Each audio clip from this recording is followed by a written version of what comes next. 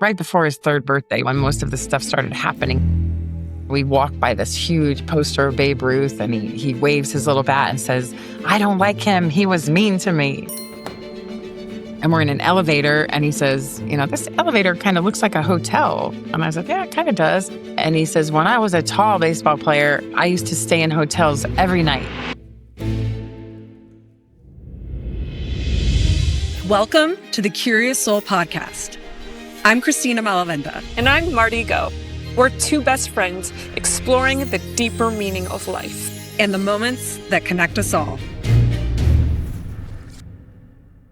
Hi, Cristina. Hi, Marty. How are you? I'm doing so well because we're going to talk about something you love and I love. Yes. You love first. Yes, I am so excited because today we're going to be talking about past lives and past life memories. Okay, so past life memories are reported recollections of a previous lifetime that can arise spontaneously, especially in young children. And unlike past life regression, which uses hypnosis to explore alleged memories, these memories often emerge naturally through a child's words, behaviors, fears, talents, or emotional connections. So I'm very excited for this. And I even remember the first time that I had even heard of past lives. Like I've told you a million times, I'm, from a strictly Catholic household, and my sister did something that's very against what we were taught, and she did this in high school, and she got a past life regression, and she was telling me when I was just a little kid about how she remembers this past life about being this schoolgirl, and she was just talking about all these crazy concepts that I couldn't even understand. And at the time, I was very confused because I was like, but my mom said that that's not possible. And now, lo and behold, I'm an adult and obsessed with the subject now. Partially an expert. Marty, you're partially an expert. I should be, right? That's amazing. So yes, Cristina, who are we talking to today? Today, we're talking to Cathy Byrd and Jeroen de Wit. Cathy Byrd is the author of The Boy Who Knew Too Much, the true story of her young son, Christian, a young baseball prodigy who began sharing vivid memories of being a baseball player from the 1920s and 30s when he was just 2 years old. What started as a mother trying to understand her child's extraordinary memories became a widely followed story, studied by Dr. Jim Tucker at the University of Virginia, whose work focuses on children who report past life memories. A Southern California native, Cathy is also a real estate broker, mother, and lifelong baseball mom. Jeroen de Wit is a Los Angeles-based Level 3 QHHT facilitator, which stands for Quantum Healing Hypnosis Technique. It is a past life regression method developed by Dolores that induces a deep trance state. He is also an abduction therapist with nearly 2 decades of experience exploring consciousness, healing, and soul-level insight. Personally trained by Dolores in 2006, he has guided thousands of quantum healing hypnosis sessions and now also supports contactees and experiencers in processing and integrating their alien encounters with compassion and empowerment. And now, please welcome Cathy Byrd and Jeroen de Wit. Cathy and Jeroen, we're so excited to talk to you both today. Thank you so much for being with us. And we would love, because Cathy, your story is incredible. I actually heard it from Jeroen in my past life regression. He brought it up and it was just sounded like one of the most incredible stories. And so I'm so grateful that you're here to share it with us. And before we jump into it, I would love to ask you both a question. So if somebody's curious about past lives, is there a moment or an experience that might be able to sum it up for someone that might make them go, wow? You want to go first, Jeroen? I mean, there's so much. I've been doing this for 20 years, so I've had so many different experiences, but Cathy's experience is really one of the most indicative of how we go into real lived experiences when we do a past life regression. It's not making it up. So I've had, just like Cathy's sessions, I've had sessions where people would come up with, different cultural practices or ceremonies, and then we Google them later, and it's all true. It's lived experience. So those happen. But in terms of for me, the wow is when I talk to aliens and other galactic beings and higher beings or light beings. So, and then, it just happens in sessions. And then physical healing happens, and also for everybody, it's like a coming home to their own soul. So that is basically the most healing power of doing this process. You're getting reconnected to your soul, and it helps a lot of people, well, I guess everybody, to live life from a more authentic perspective. We get programmed with, all our cultural and societal programming, gender programming, sexuality, race, economic, like religious, all the stuff that is piled onto us, and we lose ourselves in that process.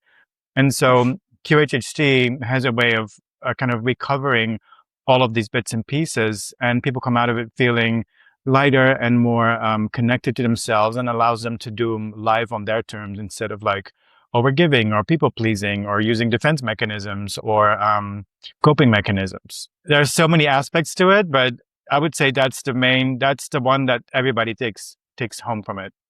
In my There's a experience. lot of wow there. All of that. Yeah. And I've seen that. I've seen a lot of what you said, like the healing, all of it through so many different people's experiences. So it's very real. Cathy, what about you? Yeah, for me, I mean, when I met Jeroen, I was very much coming from this logical, scientific, religious perspective. And to me, even doing that felt sinful or, woo woo or kind of Yes. out of the accepted norms of my life. And really what he did, because I had this information coming through my son and not knowing what to do with it.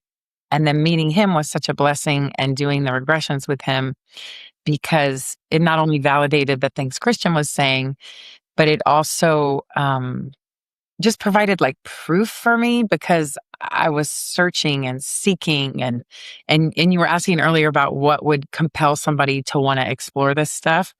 And I was thinking about it this morning, and it's like we all come into the world very curious, right? As kids are curious. Like I can remember having a young friend die when I was like 5 years old, and then asking my mom, like, what happened? Where did they go? Like, what? And, and she didn't have a real solid answer for me. And people with religion will say, oh, they went to heaven.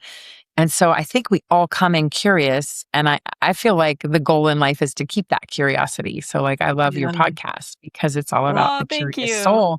And it's so easy as we get older. Like I met your own over 10 years ago, and I was a younger person then, but curious. And I pray that I will always keep that curiosity, because it's so easy to just kind of let go of it and just say, we're never going to know the answers until we die, which is the truth. Nobody has the answers to our soul and what happens after we die. No pastor, nobody, right? But I feel like we have glimpses into it, like through this regression with Jeroen, through our dreams, through that what religion calls the Holy Ghost, that voice that we hear that guides us. It's it's a universal thing since the beginning of time. And I never really put that together until I was in my 50s, that like, oh, that's the Holy Ghost. It's that little voice that says turn left instead of right, or walk into this store at this moment and you're going to run into your old best friend that you haven't seen in 10 years. So that kind of like going through everything with your own and processing like all the different religions and all the universal truths, like it's really helped me to kind of put it all in one big ball and say it's all real and it's all true. And the regression really is something that even the most conservative people that are very religious, I would encourage them to try it, because, people can also just go into this lifetime and go into their childhood trauma, and your soul really guides you. When your own gives you choices, like, what do you want to explore when you're under hypnosis? And if it's like resolving childhood trauma or phobias, like that's where you go, So it's really amazing. It's an amazing. I cannot wait to hear your guys' story. Yes. I want to start from the beginning. Cathy, what happened? Yeah, what happened with all these It's experiences? been a long time. Yeah. So I met Cathy kind of at the beginning of my career, and and she walked into my office and had this crazy story that she told me that she was from a religious background, and that she had a young son who started, as soon as he could speak, started telling her that he used to be a tall German baseball player. And she described that initially she kind of like tried to correct him, or thought she was correcting him. And then he would, talk back to her and say, Mom, no, I was a tall German baseball player, and you were my mom in that past life. He didn't say past life, but you were my mom then. And that he remembered being up on a cloud and choosing her again to be with her as her child again. And this is, by the way, very common. So this is what I see in my sessions, that we kind of travel throughout the different lifetimes as a soul family or soul group, and that we try out different relationships. In Cathy's case, it was the same relationship, but usually we try out different relationships to learn different things from each other. So we kind of like script our lives before we go into it. In sessions, we often explore that space where, like, on the other side or spirit side or heaven or whatever you want to call it, we kind of like get our band together and we say, hey, I really want to learn to love myself. I want to learn what it's like to really learn to love myself in this lifetime. Can you, my dear soul family member, can you come in as my asshole boyfriend that looks very cute? And but you kind of like, you're a narcissist, and you really help me to feel the unworthiness of myself, and then finally choose myself to start loving myself. And you go like, up top, let's do it. And then down the chute you go. And then you come down and say, why do I agree to that? got this.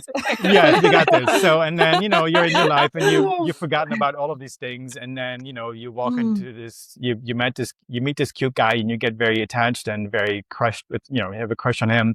And then you allow this relationship to really like dog you, until you are so forced in your pain of not feeling worthy, not feeling good enough, that you finally have to give him the boot and start learning to love yourself. So, I mean, I'll talk about more of this later. I'll just go back to Cathy's story.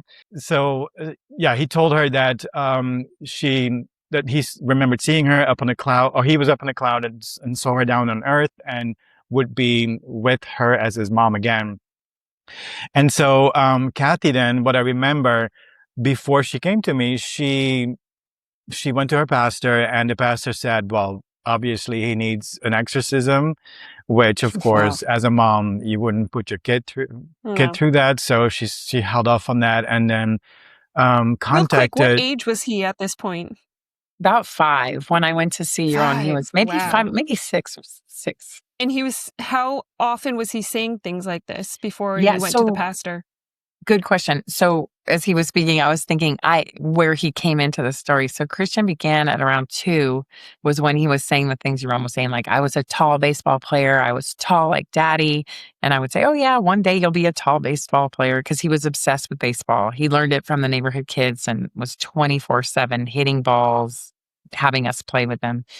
And he'd gone through, I had taken a video of him playing baseball, and he had some experiences where it got picked up by Adam Sandler's production company, and he got to be in a movie in Cape Cod where he played baseball at the age of 2 before his 3rd birthday.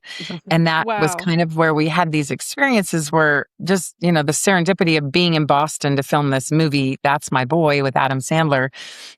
We got to go to a Yankee Red Sox game at Fenway Park, which is like one of the oldest stadiums that's still standing. And it happened to be a place where Babe Ruth started his career. And so that was when Christian really was saying strange things, like, we walk by this huge poster of Babe Ruth, and he waves his little bat and says, I don't like him. He was mean to me.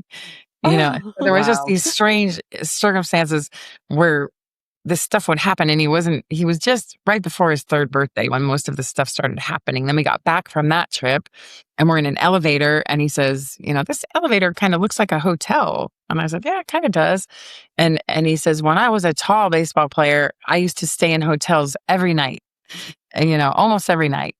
And it was just strange things for a 3-year-old to say. Like, how would a 3-year-old know that baseball players travel to their games? And he would give a lot of details. So when I came to Jeroen, I had done a lot of research on it. I had reached out to my pastor, who, like he said, initially said, well, he's obviously possessed by the spirit of a dead person, and that's how this thing's coming through. And that I didn't want to accept that. So I took the logical path. Before I went down the woo-woo road, I went Dr. Jim Tucker at the University of Virginia Medical School. So this is a department of psychiatry that has been, exploring these things since the 1960s. And they actually traveled all around the world collecting stories of these kids who had past life memories and charted all the patterns and different stories. And generally these memories would come through between the ages of about 2 to 6. And that was kind of explained as, that's before the kids are totally socialized, right? Until they're going to school and they've got the peers and they're still kind of open to that channel, like it's kind of when kids also have invisible friends or, these things that could be perceived as daydreaming, but there's very specific traits that this scientific research studied. So it wasn't just kids daydreaming. It was like things that would come out generally right before they would go to sleep, right after they would wake up, and a very serious adult-like tone. It wasn't like, oh, mommy, I used to be a baseball player. It was like as they're drifting off to sleep. So with Christian, it was kind of every night before bed, he would kind of go into this, you go into the alpha state, I believe. It's probably similar to meditation right before you fall asleep. I don't know if it's alpha or zeta or beta, but I think that's where these memories kind of come up in the subconscious mind. And so I had done all this research. Dr. Tucker had actually come to our house to interview Christian prior to my regressions with Jeroen. And that was when Christian told Dr. Tucker, he said, I picked her to be my mom, which was apparently something that a lot of these kids who have had these experiences talked about being like up somewhere where they chose their parents. Like there's a little boy, James Leininger, who had very, very specific memories of being a fighter pilot in World War II. And I remember this story. That story, right? And he had told his parents that he picked them when they were at a pink hotel. And they had been at like the Royal Hawaiian in Waikiki Beach, a big pink hotel, like right before she got pregnant with him. So it was, just these wild stories. But I wasn't as familiar with that particular aspect of it. And then Dr. Tucker said to Christian, well, where were you when you picked her to be your mom? And Christian said, in the sky. So kind of like Jeroen was saying earlier. So that was a really interesting thing. But what really led me to Jeroen, which is amazing, is that when Dr. Tucker left our house, I asked him about past life regressions. And I thought he would say, no, don't even consider that. And he said, well, for purposes of our research, we don't use past life regressions, so it's not something they do at the University of Virginia. He said, but there are some truly amazing things that have come through regressions that have been proven to be true and very historically accurate, with very detailed history. So kind of the minute that he left, I went and got this phone number that my friend had given me for Jeroen, and I set an appointment. I said, I'm going to do this. I didn't tell Christian's dad. I just went and snuck out and did it. I wasn't going to tell anyone. It was really just for my own purposes of like, how do I explore this thing of my son telling me that I was his mom and he was a tall baseball player. And at this point, he had already revealed to us, like he had answered questions too on like who it was and the details surrounding it and the era. It was like the 1920 Yankees era. And he pointed to a man in a picture with dimples and said, that was me. And it was Lou Gehrig. Which at first I wasn't thrilled with because this is a man who died of a deadly disease, ALS, as you know. So that was the first thing I thought of, was like, oh, of all the baseball players, but, and then as I researched it more, there was a big rift between Babe Ruth and Lou Gehrig where they were best of friends and they had a big falling out, and it kind of matched with the stories that Christian had told me. So it was just a progression that brought me to Jeroen. And basically when I went into this lifetime with him, which we had no idea what this was going to be when we went into it. But I went into that lifetime multiple times with Jeroen. Like I went back again for another regression and ended up right back there. And same scenes, but at different parts of the lifetime. Yeah. And this is remarkable because I've worked with over 3,500 people and I've never had that happen, that somebody came in again, going back into the same lifetime. And so I ask people to bring in a list of questions, that they want answers to, which I will ask the higher self, which is after the regression bit. So, but I don't know what kind of lives people are going to go into. I don't set it. I didn't tell Cathy, like, go into the lifetime of Cristina Gehrig. I just took her through the induction and then had to describe the scene. But it became clear pretty quick that she was describing a working class environment on the East Coast of the United States in the 1930s and 40s.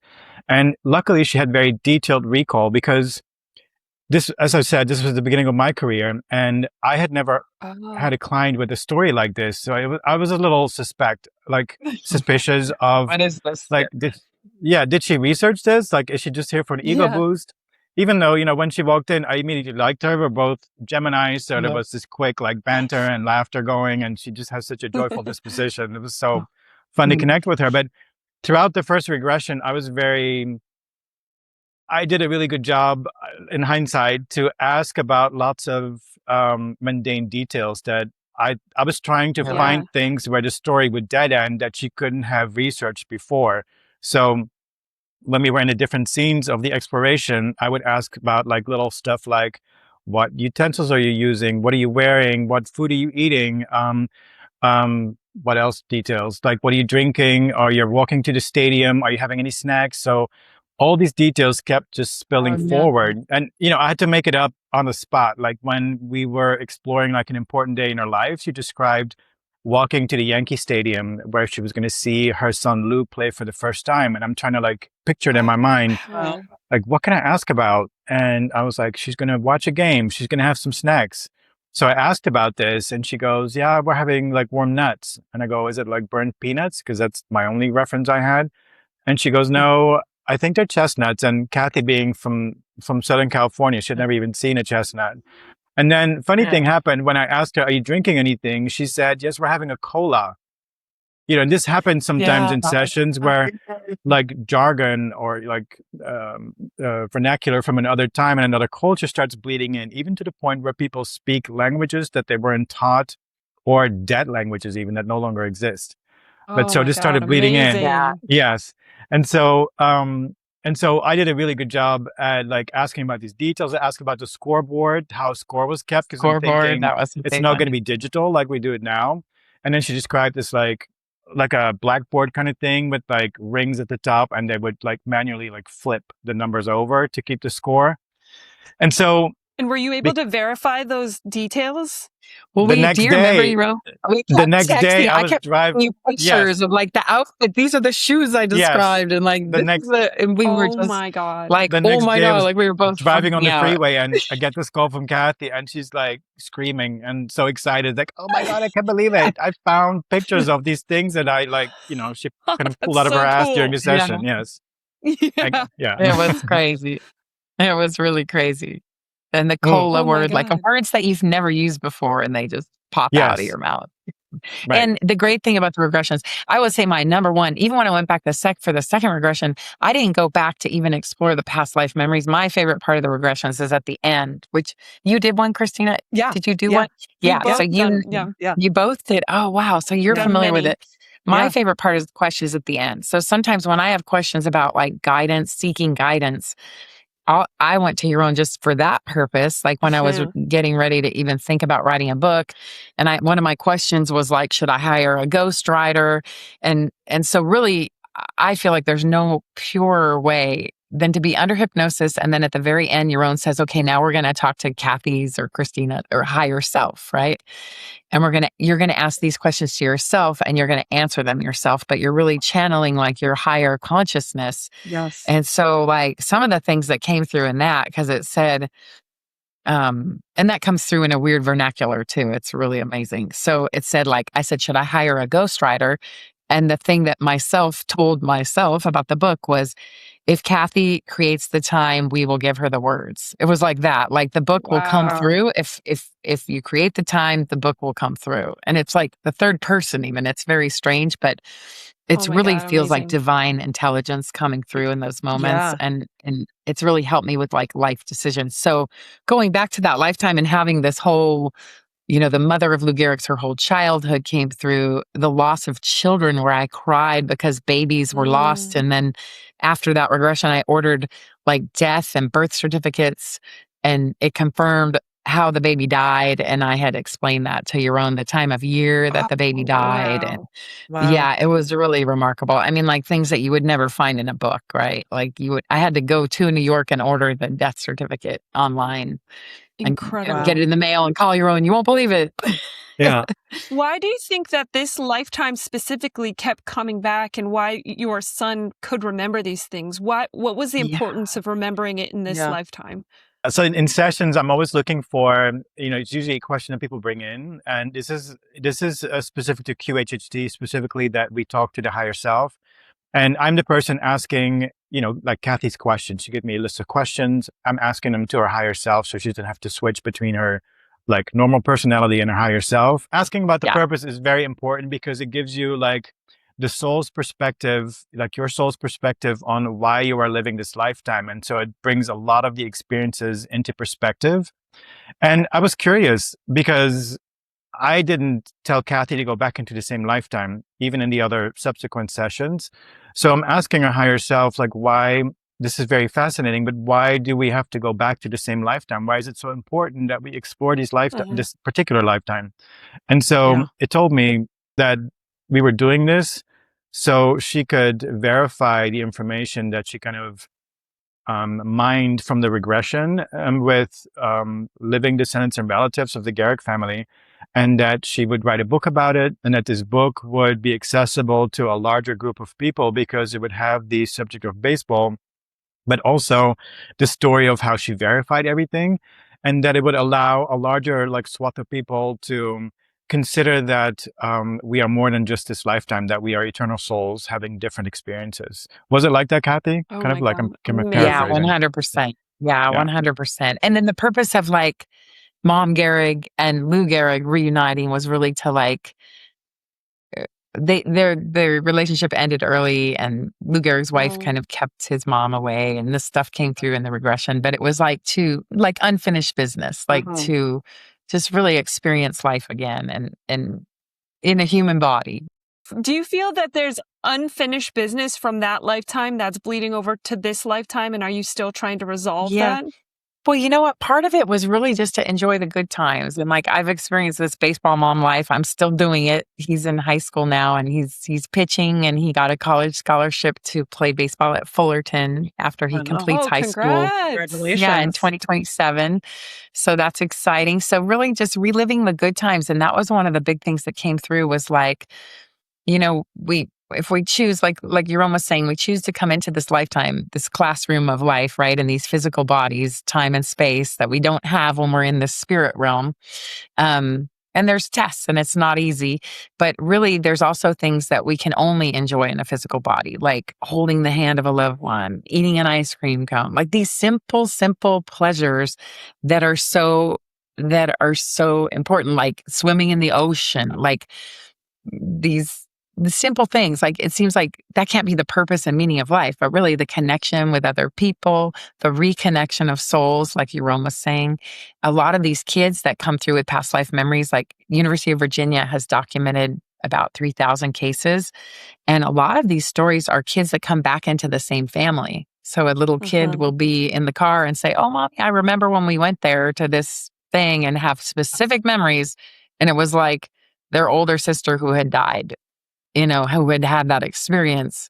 And so families, researched it and figured out that this new child was the soul of that sister. Same I get soul. goosebumps when I just say it. Wow. Yes. Does your son have any more memories of that anymore? Or No. have they Okay. kind of So slipped away? that was a very good question. Yeah. So, and that is something that through the studies too, the kids, as the memories dissipate, it's almost like a dream that you can't really remember. And Christian was doing some talk shows with me, like Dr. Oz and the doctors, and he was like 8 or 9. And then he did it again in 2020 when he was a little older. And I always told him, because he didn't have the specific memories in his brain still of this stuff, like it dissipates, right? So I said, just be true to yourself, be honest. Like he had thrown a first pitch at Dodger Stadium when he was almost 4. And he doesn't even have a recollection of that. He does not remember being on the mound and throwing that first pitch. And that's the picture that's on the cover of my book. So it's funny how memory works and what you remember and what you don't. You would think being in a stadium in front of 30,000 people throwing a first pitch, you would remember that. Zero recollection of being on the mound and throwing that pitch, versus he remembers other things from before that time. So the memory is just a fascinating thing. Yeah. Jeroen, what do you think about, I mean, like, yes, we're younger and we're open, our channel is open to have these past life memories, but why does it eventually close off? I mean, some people will retain those memories, Yeah. but it's I think much more rare if you are somebody who has those as a child and then they actually go away, that's much more common. And why do you think that happens?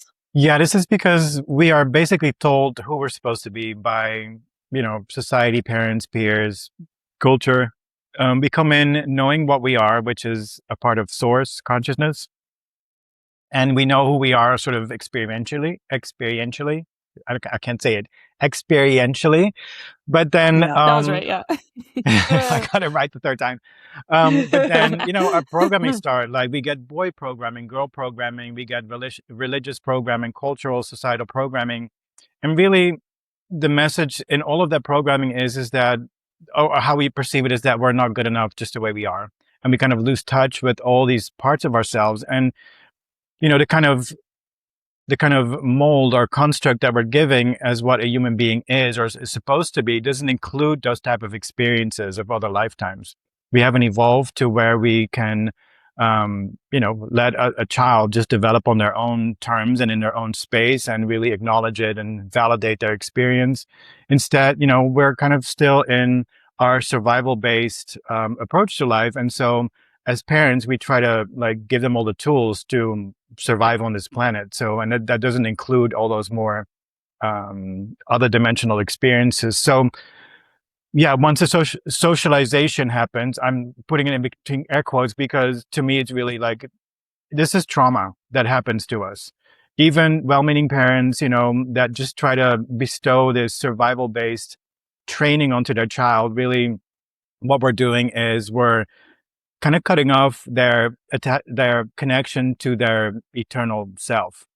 And so this is why we lose those memories. We become more focused on our external world as a means to kind of manipulate the external parts of our life in order for us to be safe, to survive, to have a job, to pay the bills, to kind of fit into society, and to have an easy ride. Kind of, well, this is what we try anyway, to be comfortable and to have it easier than all the hardships.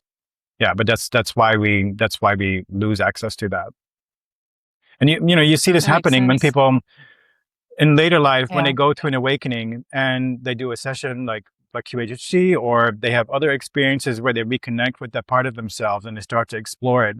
It's still there. It never goes away. It's just like our focus turns away from it, but you can dip back into it. It's possible if you want that.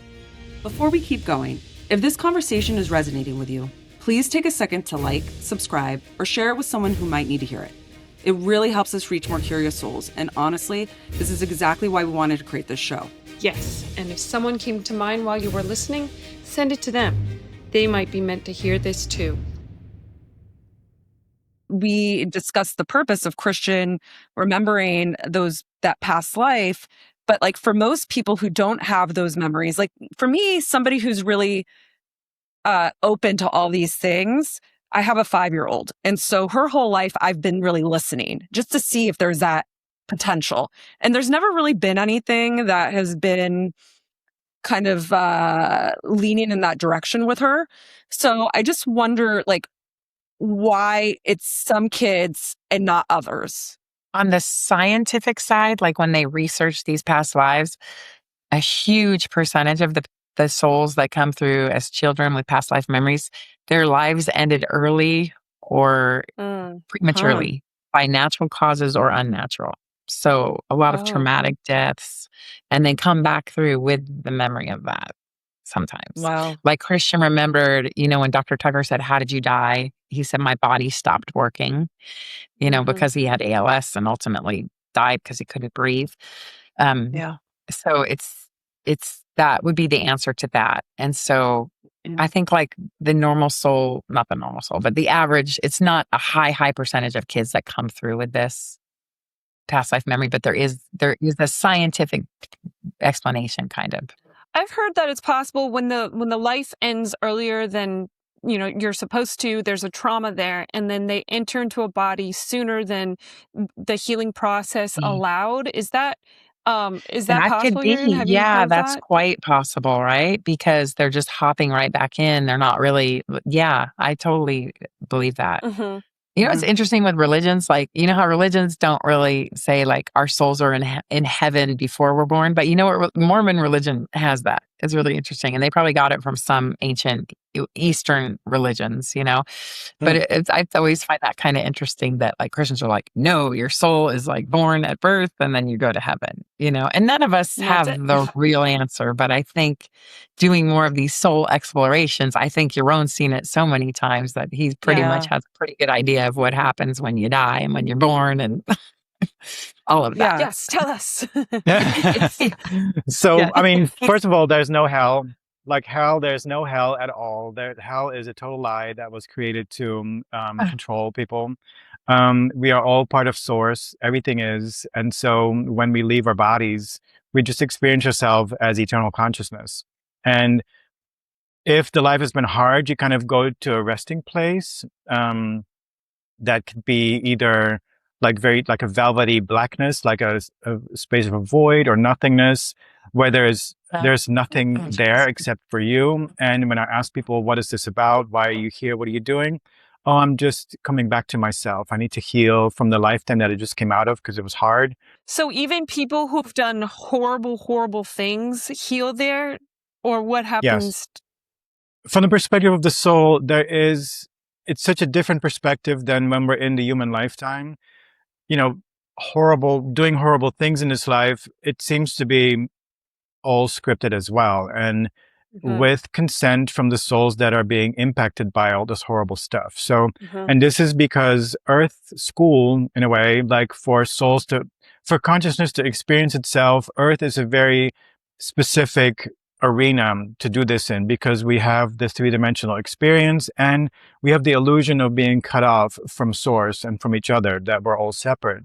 So that gives us like a rules of the game that makes it very fascinating and very interesting for a soul to learn specific things because you have this very limited conditions or parameters in terms of your experience of yourself. And the contrast from the light. Yes, exactly. So, but before you come in, there is consent with the different other souls that you're going to be experiencing life with, just like I explained earlier, where the narcissistic boyfriends that I've experienced in my life, they were my temporary teachers that came in from that were planned for me to help me learn what I came here to learn. So, and this goes with everything that we experienced on the different levels, like the interpersonal, societal, like world stage kind of stuff happening. Our souls are always on the right place in the right time to experience the things that we came here to learn and to experience.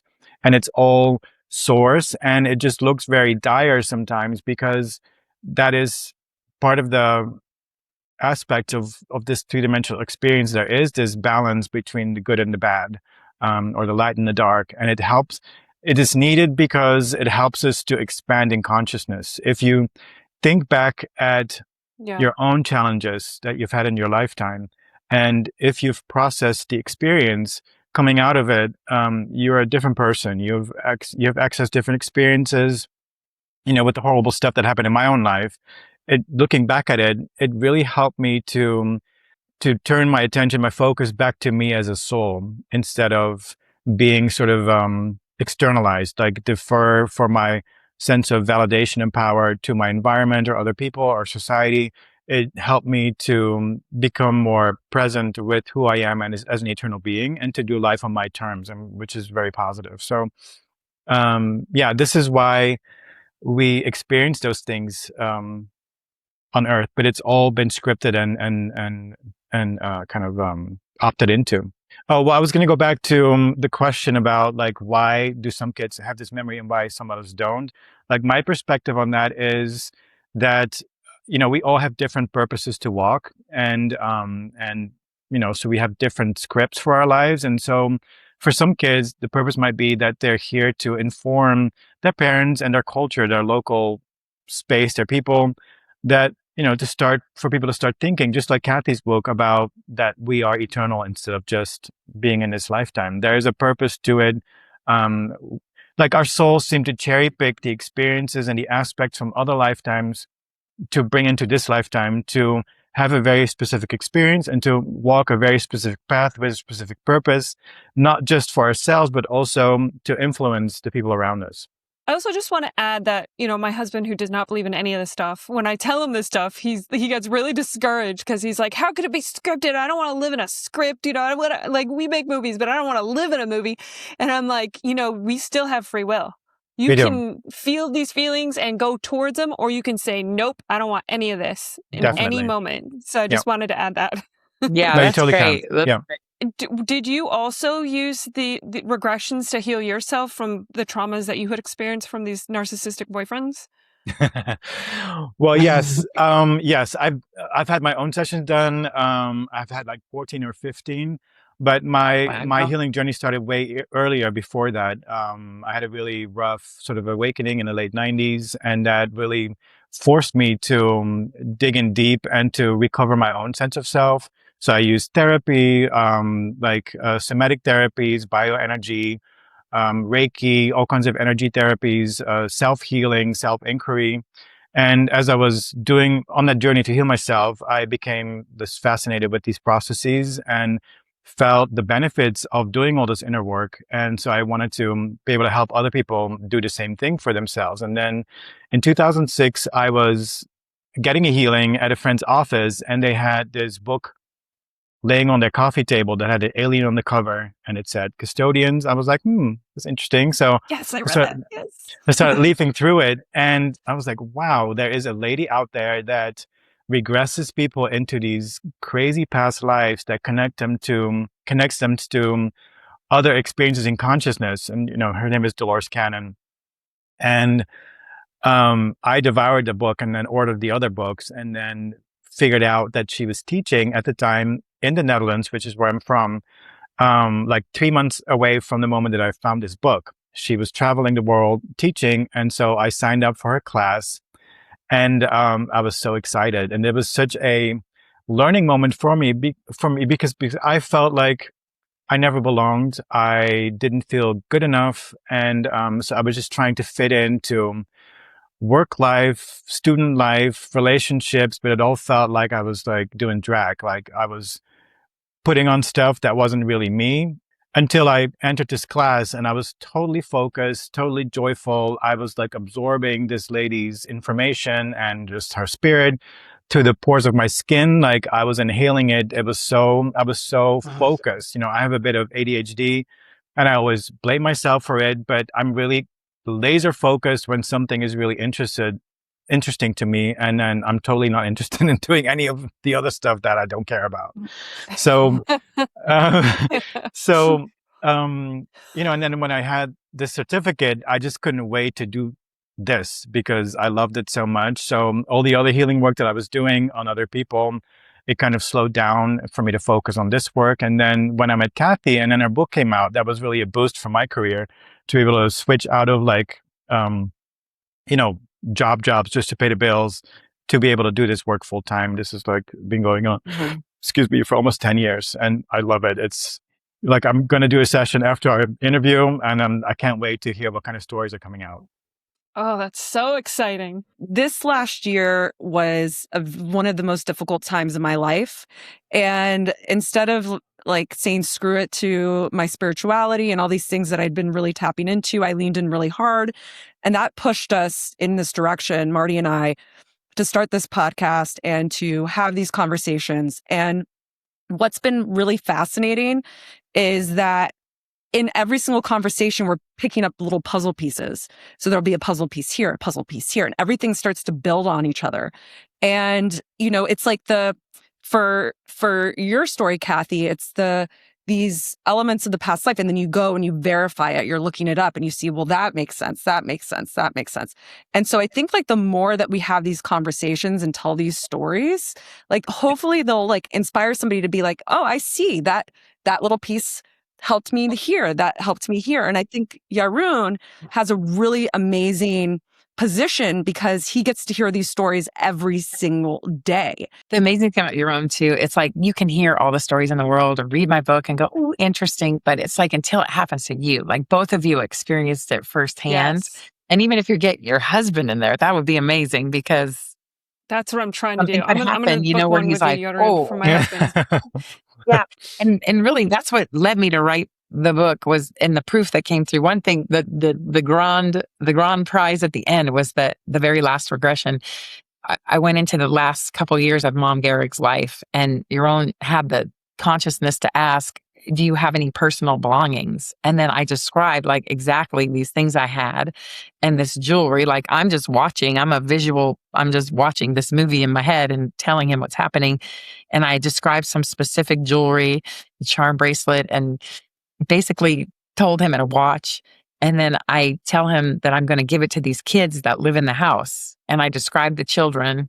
And then I was able to go to the Cooperstown Hall of Fame Museum and find a family that Lou Gehrig's mother lived with during the last 2 years of her life. And I was able to track these people down. And these kids that I described as like a little boy and a little girl, and they were 7 and 10 years old. I found them both. And the daughter has passed now, but I got to meet the brother, and he was a pastor and an amazing pastor. Wow. I mean, he's lived an amazing life, and he had the jewelry that I described in the regression. And they were the only living people my God. that knew Lou Gehrig and his mom. They was the only family still on this planet that could have confirmed this. Oh, I love it. It's amazing Yeah. because I love that. you really did the work. Like you didn't just look things up. You actually went and connected the dots, and that is amazing. And I could have never written my book without that proof, because I just was like, Yeah. what is this? And I never imagined I would tell anyone that I did past life regression. And then the whole second half of my book is based on this journey that was sparked by my regressions with Jeroen. I think it's just the importance of it too, is just like spreading to the masses to realize that we are more than just this short little life. Like we're all connected in that way. It's so amazing. Yeah. It even worked like that for me because it was the first case that was, historically verifiable. And, up until that time, I was still kind of insecure in what I was doing, wondering if people would just make stuff up sometimes. But then, this experience with Cathy was really validating that people really tap into lived experience. And it's happened so many times after that, like in smaller ways that people tap into. Like just last month, I had a woman who described a life that sounded like Greece or Turkey. And she had very specific details about giving birth, that there were women there helping her wearing long blue dresses with like a white head covering. And then later on, she remembered watching the ocean, seeing these crescent-shaped ships with one red sail. And so as I'm in a session with her, I'm punching it into ChatGPT and asking like, these details, does that point towards a certain culture? And it said, yes, this is like Anatolia.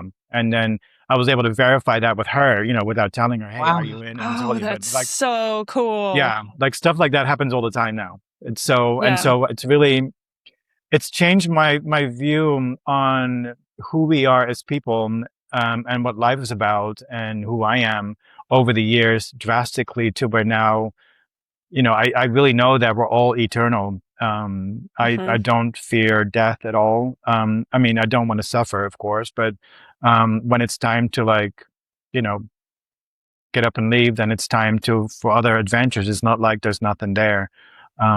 This is what people learn in their sessions, that we're eternal. I just want to third all of this because I've done maybe 4 regressions, and each time, to be honest, I don't know much about history at all. I'm, your typical American. I don't know history.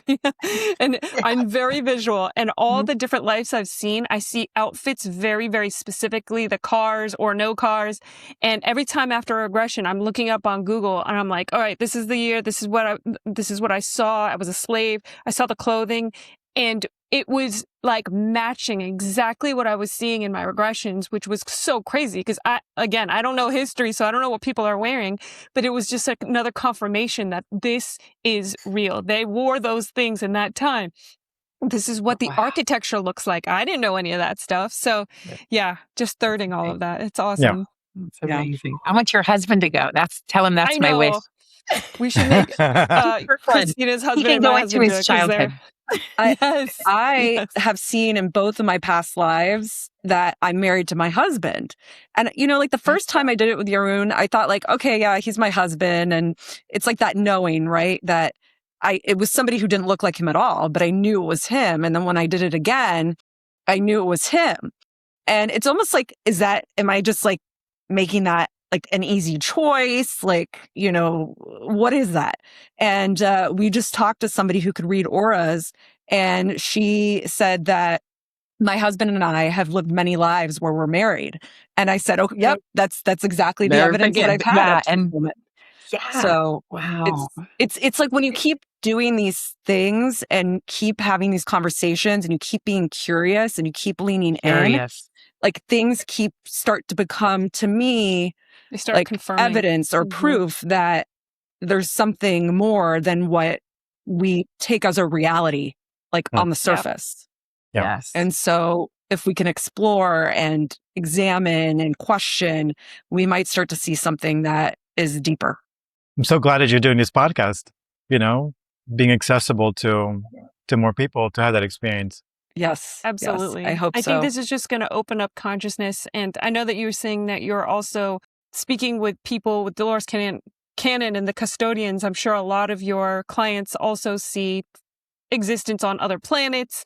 And I'm just, I feel like that's a whole other conversation because Did you have disclosures that come in, experience? or disclosure started today, which is really interesting. So that's like a whole other thing that I want to talk to you about. I mean, this is kind of my personal interest. I love uncovering sort of lost history of humanity and the planet. I'm kind of like creating this timeline on what happened on our planet. And so what I'm finding out is that we have been way more galactic than we've been, taught that we are. We've been taught that we're just like humans on the planet. There's nothing else out there. But I was just talking to someone yesterday about having many, many different sessions where at first it looks like we're going into like some kind of simple indigenous or native life.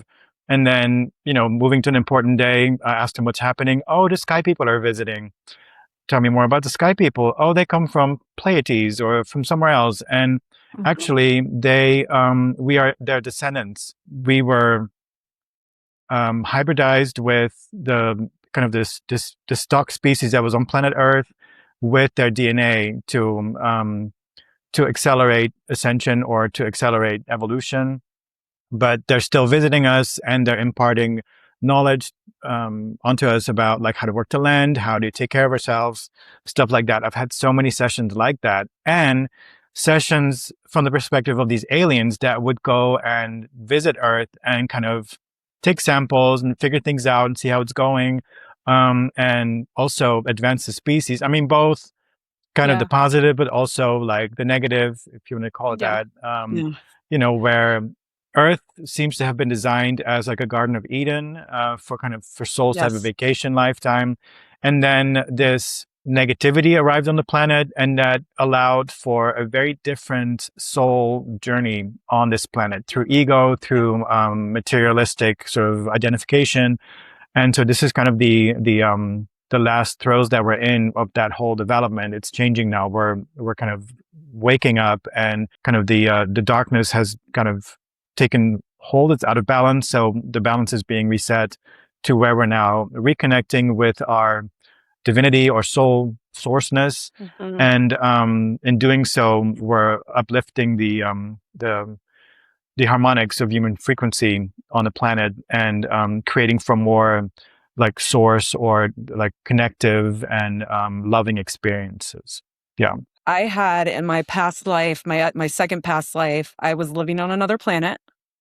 And my big takeaway from when I saw my death was that I had such relief because there was no nature on that planet, or we couldn't go outside. You could see the haze coming through the window. It was so difficult for me not to have that access to nature. And so that made so much sense to me, because in this life, I love nature so much. I love being outdoors, and I think a lot of us do. But when you say that this planet is kind of this Eden, or, this place that is a vacation or a beautiful place, that rings very, very true to me. This planet is so beautiful. It's, it's awe-inspiring. It's kind of the human part that makes it very tricky to be here. But like you'll never meet a child that doesn't wonder about nature. Like it's another thing that can become beaten down as we become older, as people lose interest in a butterfly or so we just have to keep that curiosity Yeah. alive. I think what you guys are doing Yeah. is great. As all of this stuff is happening and there's so much drama and chaos, I find myself going to nature more. I'm going to gardens and just walking, because you can get really lost in these structures falling apart and getting lost in the chaos. But I think if we really ground ourselves in nature and are able to stay in touch with like our deeper inner selves to find love and joy, I really hope that with, our podcast and having these types of conversations, we can all lift together so that we can, preserve nature on Earth, and we don't have to go to other planets, And there's certain places on Earth that when you see it, it's like Yosemite. When you drive into the valley and you see it, you're just like, it's like, it's like something sacred created this. Or you're going snorkeling or scuba diving in the ocean in certain parts of the world and you see the colors of these fish. It's like these colors you've never seen anywhere else. You're just like, where did this come from? So there's certain things like when you're interacting with nature that makes you think that there's something going on here that's deeper, that's like something that's connecting us all and creating all of this. I can really second that from the perspective of the higher selves of the people that I work with. A big theme is for us to love ourselves. It always comes up in sessions because I think most, if not all of the issues that we're experiencing are really rooted in a sense of unworthiness, not feeling good enough, not feeling lovable. So to kind of fix that, we have to love ourselves. And so when I first started doing this work, this was really abstract to me. So I would ask, well, when she wakes up tomorrow, like to love herself, what is she going to do? And so through the many, many different sessions, these are the things that are being brought up over and over and over again. That nature is a very important part of that, because being in nature just shows up as it is. And so that's what it invites us to do. It doesn't demand of us that we show up as anything different but what we already are. So it's a really good place to connect to that inner sourceness, because that's what it is, Yeah. And then the other things is what you mentioned as well, Marty, just to slow down. This is always being given to my clients as an advice. Like it will say stuff like, she's too busy, taking care of her husband, her kids, all the things, the to-do list, taking out the dishes, the dishwasher. She needs to prioritize herself and slow down so she can start to build a relationship with herself, to feel herself, to hear herself. So meditation is brought up as a tool where you can do that because it provides this place of solitude. And then to follow joy is really, really important, because joy really connects us to our inner self. And, if you feel like you're not on your purpose, we really always are. We are always on our path of purpose. Maybe you're experiencing the part of it that's going to lead you into it, but we're always on our purpose. But joy connects you to sort of the mission or the external part of it, because what you love doing the most is what you came here to do. You're not here to do some kind of big Godhead's bidding or be a soldier for the God or something and be on task. You're here to live it because you are source, to live it as your specific expression that you are on this planet, to embrace all of it and to live it. And this is a joyful experience, because as you recover those bits and pieces that were shut down, you get a sense of expansiveness and connectedness to joy, to source, to nature. And you have more space to just do the things that make you come alive. And that is exactly what you're here to do, because as you do these things, you're of service to the collective for other people to do the same thing for themselves, to loosen the grip of the programming that they've been impacted by. So that's really, it's really quite beautiful. And so choose joy, that makes choose, my heart prioritize yourself. soar. I know, that was beautifully said, Jeroen. Nice. Oh, I thought you said soar And as the in like vibrational painful, but you mean energy, soar like raising- flying No, high. soar. Like I'm flying. flying right now. Yes. That is like everything that I believe. And like when it's confirmed, it just makes me so happy to hear that. Yeah, this is the common thread through all sessions. Everything that people bring in, every ailment or issue that they bring in, it always boils down to slowing down, meditation, joy, tapping in with yourself, prioritizing yourself first. Even like it's very indicative of how things work. Like we think when we are struck with some horrible illness that it is horrible, where we feel victimized. But I had a woman that came in and she was experiencing breast cancer. And so when I talked to her higher self, I asked her, of course, like, why is she experiencing this from the perspective of the soul? And so it explained, well, this disease is her friend because she is stuck in a pattern of overgiving. She always puts the needs of others first over herself. This disease is, of course, such a horrible experience that she has to redirect her focus, her energy, her attention to herself first. And this is what was meant for her in the first place. And so to give to herself, to learn how to, to cater to her own needs first. And in the session, they said, we will take the disease away right now because she's gotten the message, but with the caveat that if she were to fall off the wagon and start overgiving it again, then it would come back. So disease or the horrible experiences that we have, they're there in a way for us to bring our awareness and attention to parts of us that we have not validated or acknowledged yet. And this is not to our fault. This is just what happens as we're being raised on this planet. It's not our fault. Like in some spiritual circles, people say stuff like, oh, I created this disease, like you were responsible for it. It's not like that. You have just been raised on the planet in a system where you lost access to your source sense of self. And so all these diseases and crises that we experience are there for you in a way to take your focus off your external world and to redirect energy and time and space and caring for you. So you can love yourself and be this kind of lighthouse of sourceness for other people to do the same thing for themselves. Yeah. So it's not your fault. I hate when people talk about fault. Remember, I have one core memory with Jeroen is we were in a meditation in a past life regression seminar together on the day that Dolores Cannon passed away, which was pretty phenomenal because we were in a meditation. And then when we came out of it, we found out that she had just passed like that exact moment. So it was pretty special to be like doing her work at that moment. Wow. I almost feel like she passed a torch to Jeroen and said, keep going with this torch. There you go. Oh, that's beautiful. Yeah, absolutely. Incredible. Yeah. What do you think the impact of your work has been on whether it's your clients or the people who've read your book or the people you've talked to? What do you think the biggest impact has been? So, I mean, the one impact that is in all sessions, everybody has like specific healing or experiences they take away from it. But the one impact it has is that people experience themselves as eternal and that they are not their external determinants of value or worthiness or being loved or acknowledged, that they are a unique sovereign expression of source. And so what I explained earlier, it gives people a bigger sense of self or confidence or kind of like how to navigate life on their own terms instead of like being stuck in like codependent dynamics. And so that's the one thing that people take away, the sense of homecoming to themselves, aside from any like physical, emotional, mental, spiritual healing that might happen, loss of information that comes in.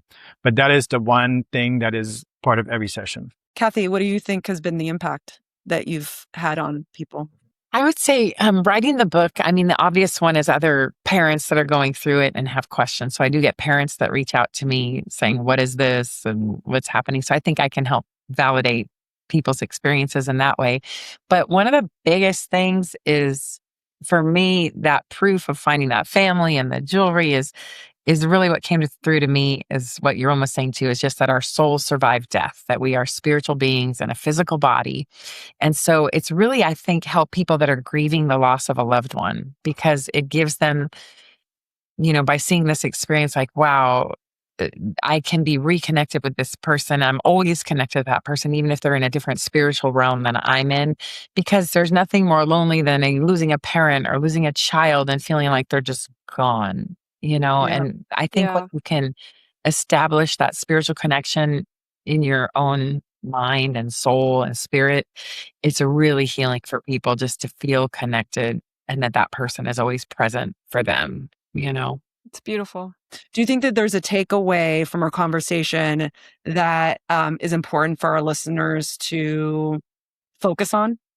Well, kind of what I experienced, what the higher self says, like from the perspective that we are eternal, and to how to recover that, if you're watching this podcast, you're interested in this kind of material. You are here to recover your sense of authenticity, your sense of self. And so then, the steps that the higher self gives in every session is to prioritize yourself first.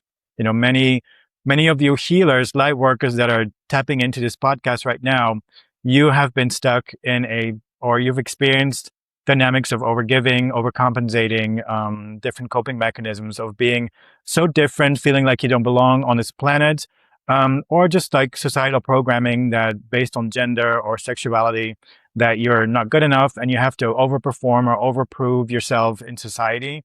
And so to get away from that, is to do the things that the higher self shares, to really prioritize yourself by the quiet space, meditation, slowing down, joy, and nature. And yes, and forgiving yourself for past things that you did from a limited perspective. So that's the takeaway that I find most important, for people to start to acknowledge their inner self instead of just experiencing themselves through the eyes of other people or society. Mine is kind of off of our conversation a bit. So Marty's husband made me think of this. So I think for me, because I think even my own spirituality, it comes and goes in waves, right? When we're bogged down with life and the realities of, like, my mom has dementia right now, that set me back into a weird space for a bit, but now I'm good and she's good. But one thing that's been a really consistent mentor for me is a guy named Mike Dooley, and he's a Hay House author, which my book is a Hay House author. So I was just going to say, if you want a little boost, he has a thing called Notes from the Universe, and he sends an email every day. It's free, and it's on tut.com, TUT.com, and it has your name. So it'll say like, Marty, blah, blah, blah, blah, blah. This is the universe. And it's just a little fun little thing, and it might drive your husband crazy, but maybe you try it first. But I would say, like, for me, tapping into Mike Dooley when I'm feeling not spiritual helps me a lot. I get those as well. I love them. I do too. You do? I do too. You do?